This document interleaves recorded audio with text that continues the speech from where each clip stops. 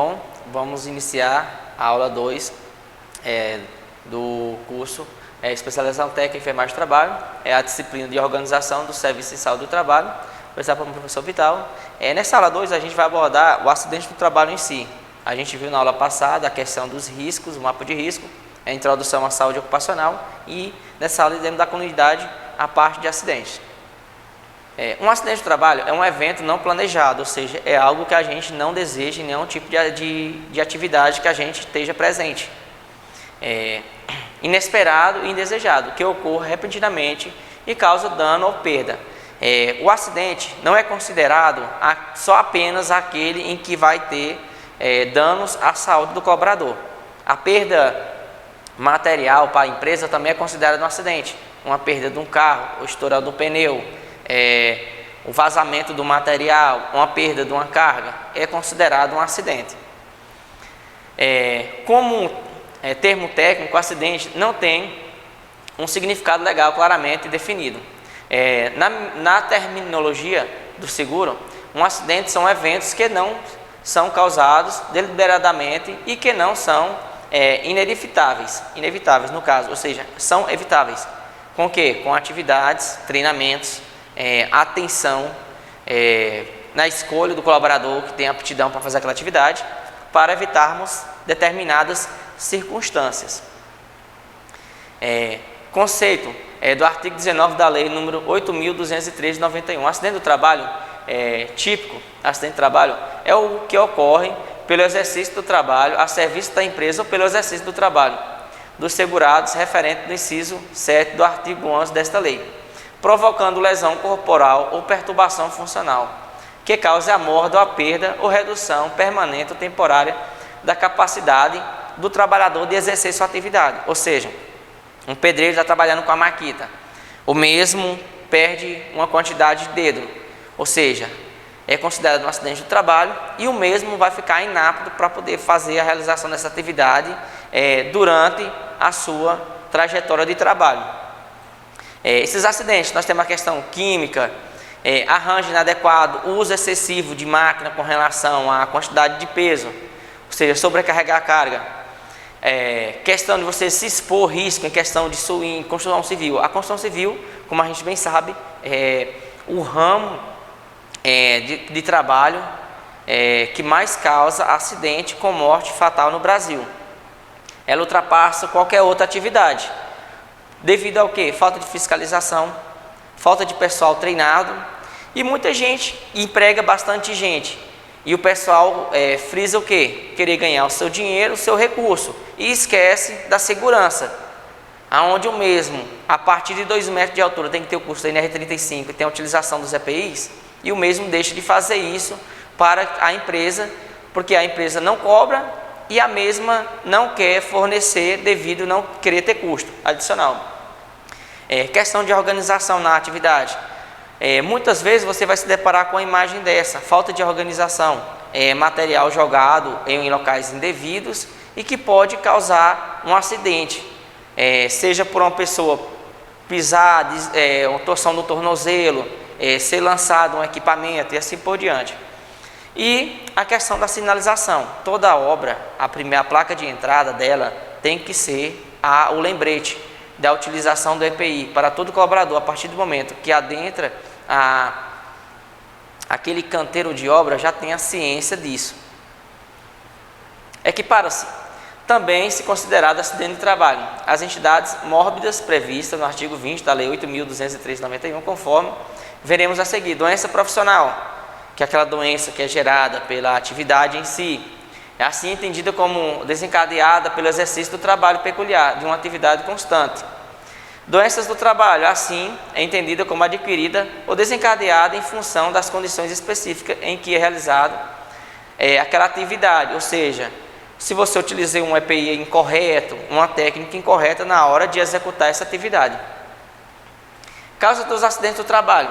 Acidentes do trabalho são uma das principais causas de afastamento dos colaboradores das empresas a longo prazo, ou seja, quando tem esse afastamento, a empresa que te contratou, ela vai dar 15 dias remunerado e a partir desses 15 dias você tem que ir atrás do INSS, até o médico do INSS enviar o laudo de retorno que você está apto a retomar a sua atividade. Muitos deles em caráter permanente, dependendo mesmo da extensão dos danos causados nesse tipo de problema. O empregador deve trabalhar sempre para não haver acidente de trabalho. No entanto, caso aconteça o acidente, deve ser investigado assim como as circunstâncias que os causam. Ou seja, a gente tem que ver a causa desse acidente. Se ela foi uma falha humana, se ela foi uma falha do EPI, falha do equipamento, para que isso não aconteça em outras atividades ou em outros canteiros de obra. Ou seja, é um material que é coletado nessa investigação e divulgado. 80% dos acidentes que acontecem no local de trabalho são, em última instância, culpa da pessoa envolvida no acidente. Ou seja, o trabalhador em si, seja ele por falta de treinamento, por falta de educação, dentro daquela atividade e experiência, ele se expõe muito ao risco. Ou seja, diversas atividades, diversos acidentes ou incidentes que acontecem no nosso dia a dia, com o treinamento, com a utilização dos EPIs corretos, é possível fazer esse controle. Tipos mais comuns de acidente de trabalho. Temos questão de queda de nível diferente, queda do mesmo nível, atropelamento por máquina e equipamento, atividade repetitiva, onde vai causar danos à coluna, à lombar, arranjo físico inadequado, onde você coloca várias caixas e as mesmas podem cair na sua cabeça, sem a utilização do capacete, piso molado, fazer a placazinha de identificação no momento em que você estiver fazendo a limpeza do piso, choques elétricos, descarga, olhar sempre as extensões, ver se as mesmas não estão com nenhum fio exposto, serra elétrica, serra de mesa, verificar se a mesma tem os sensores que sejam aptos ao momento que você termina de utilizar, a mesma tem aquela descida para que não fique exposta na movimentação, sem um tipo de frenagem. Contato com produto químico, gasolina, diesel, agrotóxico. Não se expor indevido na atividade de construção civil, sem utilização de cinto, capacete, treinamento, contato com cimento, se você não tem conhecimento, se é uma pessoa alérgica. Falta de equipamento de qualidade. Os EPIs são os melhores recursos para proteger seus trabalhadores em atividade de risco. Por exemplo, em obras é necessário um uso constante de capacete. Por quê? Porque pode cair um prego, pode cair um alicate, um martelo. Projetar, o cara que o pedreiro cortou uma telha, caiu um pedaço da telha e você está passando. Porque a construção civil ela tem diversos níveis. Ou seja, com isso tem que ter o treinamento e a utilização desses EPIs. Sinalização, toda vez que for montar um andaime, sinalizar o andaime. Longa jornada de trabalho. Dentro das regularizações aqui, há mais, por exemplo, motorista que esteja dirigindo há mais de 12 horas, podem cochilar ao volante e se envolver no acidente. Há pessoas que trabalham 8 horas por dia em determinadas máquinas e equipamentos e querem fazer acima de 2 horas extra por dia. Ou seja, ela está se expondo ao risco. E o empregador que deixa ele fazer esse tipo de atividade também está se expondo, porque no momento que ele sofreu o acidente, ele não vai se importar em colocar a empresa na justiça. Ou seja, o colaborador tem que se anteceder antes que aconteça esse tipo de atividade. Vigilantes noturnos, o mesmo, se ele não tiver aptidão, não vai adiantar você contratar uma pessoa mais barata que não tem aptidão para trabalho noturno.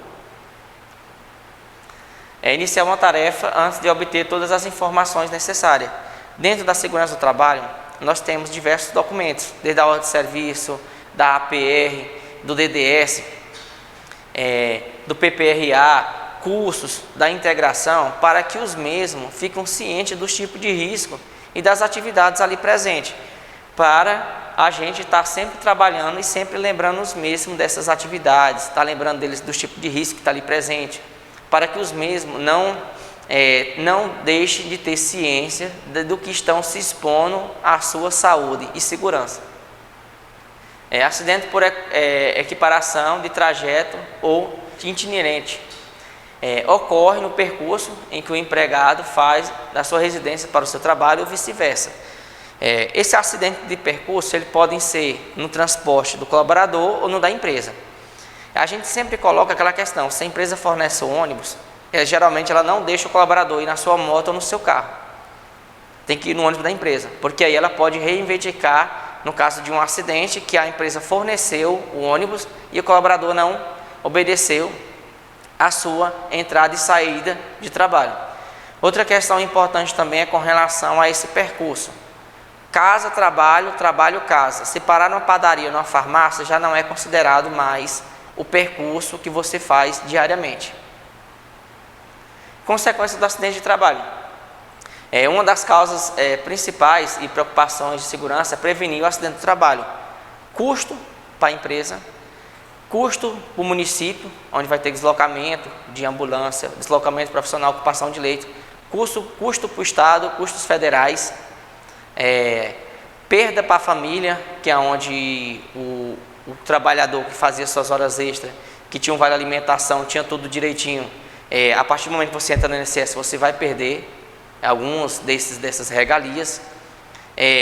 Se você tiver uma recuperação boa e voltar à sua atividade, beleza, mas se você perder as condições de trabalho para exercer sua atividade, ou seja, são perdas tanto para dentro da família do trabalhador, para a empresa, como para os diversos órgãos presentes na nosso convívio.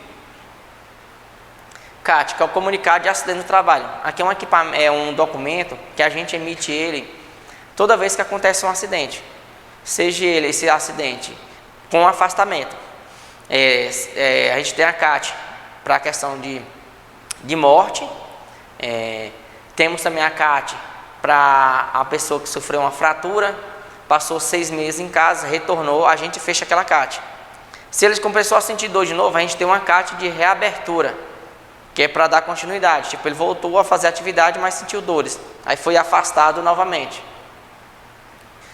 Nessa aula a gente fica por aqui, obrigado e até a próxima.